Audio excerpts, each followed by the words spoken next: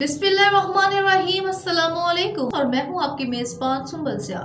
नजर डालते हैं अब तक की अहम तरीन खबरों पर।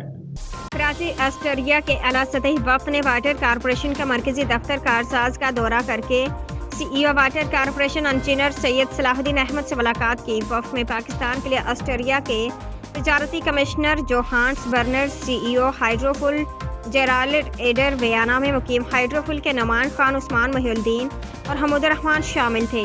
मुलाकात के दौरान CEO water corporation engineer Asadullah Khan, Saeed Imran Iqbal Zaidi, Muhammad Saqib, Khurram Shahzad, Sikandar Zardari, Muhammad Ali Sheikh, Syed Sardar Shah और जुनैरा जलील समेत दीगर आला हकाम मौजूद थे।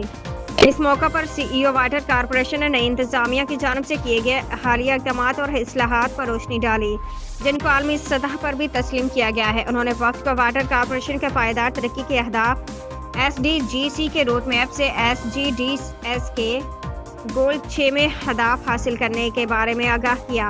हकाम ने वक्त को बताया कि कराची डायग्नोस्टिक स्टडी के तहत मेट्रोपॉलिटन में पानी सीवरेज के बुनियादी ढांचे को बेहतर बनाने के लिए $4 बिलियन USD $4 बिलियन की सरमायाकारी की ज़रूरत है।